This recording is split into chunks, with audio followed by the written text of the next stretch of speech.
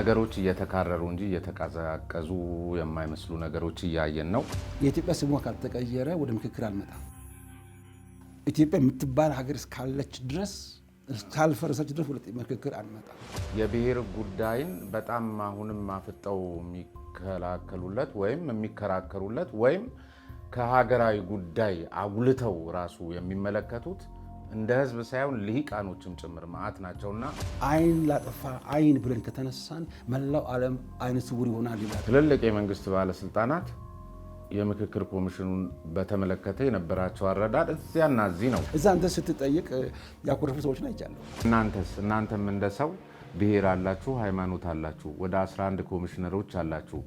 በየአደረጃጀታችሁ በየዘርፋችሁ የናንተን ብሔርና ሃይማኖት መሰረት አድርጎ ወይ የምትፈልጉት ወይ የምትወግኑለት ቡድን ሐሳብ አንኳር አጀንዳ ሆኖ እንዲወጣ የማታደርጉበት የአሰራር ስርዓት አለ ወይ? ሰዎች በኮሚኒኬሽን ሳይንስ የተነገረውን ሰውን የሚያዳምጡት የሚፈልጉትን ነው።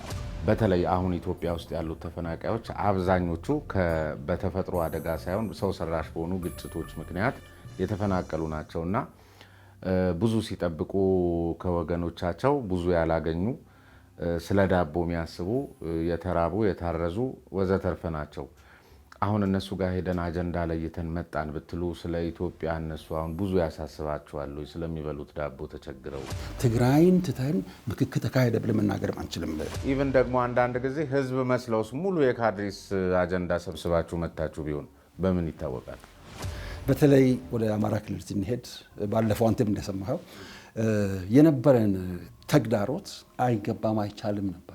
ከገባን በኋላ ደግሞ ሞቱ አልቁ ደግሞ ተባለ። ለአንዳንዱ ፌዴራሊዝም መሞቻው ሲሆን ለአንዳንዱ መበልጸጊያው ሊሆን ይችላልና በህሉናችን መጣ የሚል አስተሳሰብም ከላይ በቴሌቪዥን ስለ ኢትዮጵያ መመካከር የሚያወራው ባለስልጣን ሁሉ በሚያወራው ልክ እየኖረው ነው ወይ ብሎ መውሰድ ስለሚከብድ ይሄንን የሚያይ ሰው ምናልባት በዚህ ብቻ ስሙን አይተረጉመውም። ከዚህ በስተጀርባ ያሉ ባህሎች አሉ።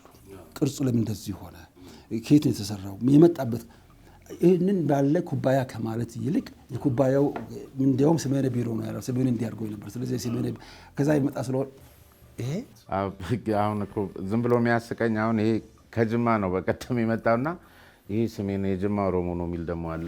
ከዚህ ነው የሚጀምረው ሰው። እግዚአብሔር ይባርክ።